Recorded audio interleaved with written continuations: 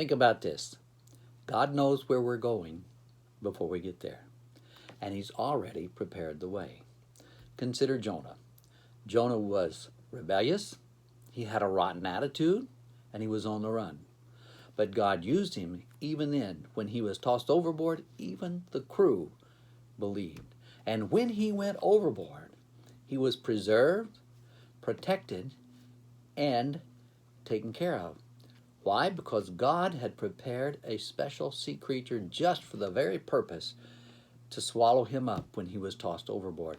And that sea creature was there at just the right time, at just the right place to swallow him up. A unique creature that he could be swallowed up by and still survive. You say, how do you know that that was true and not just merely a story?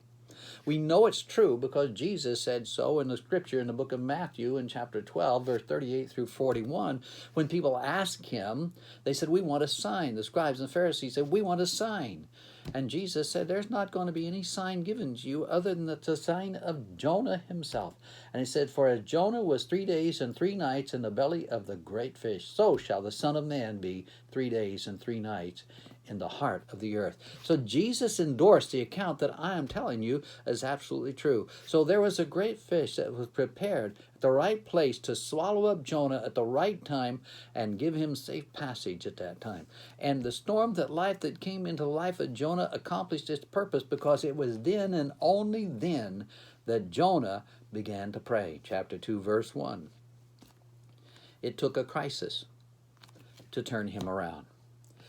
Oftentimes it takes a crisis to turn us around. It's when we have things fall apart that gets our attention. In Jeremiah chapter 22 and verse 21, Jeremiah says, I spoke to you in your prosperity, and you would not listen. Why is it that we don't listen when things are going so good? But he spoke in the prosperity, wouldn't listen. Well, now the crisis has come, and it's got his attention, and now Jonah begins to pray. I could cite many examples of people who, when they've heard that they had cancer, they turned to God. But they weren't interested in turning to God until then. I think of a person named Frank Wade, a self-made man, a good man. He provided for himself, and he called me. He had been diagnosed with cancer, and he says, I don't really know what to do. I've never called upon God for anything. I've always taken care of myself, but now I have this cancer, and I feel guilty if I even turn to the Lord. I encouraged him to turn to the Lord, and he did turn to the Lord. He continued to live for 5 years and served the Lord with the joy of the Lord in his heart, and he since has gone home to be with the Lord. But it took a crisis to get his attention. The church today is going through a crisis in our own land, and the crisis is being used by God to get the attention of the church. Again, he said to the church, I spoke to you in your prosperity, but you didn't listen. Well, now the church is beginning to wake up and look and pay attention, and so it is. Now, sometimes some of us think that we've gone too far for God. I would challenge you to think again. Think again.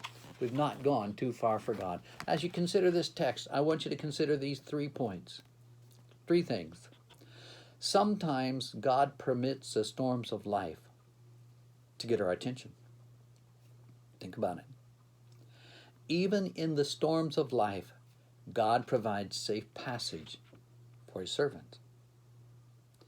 And 3, the storms will accomplish their purpose. In Jonah's case, he began to pray.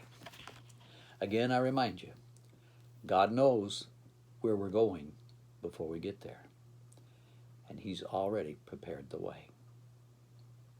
Think about these things.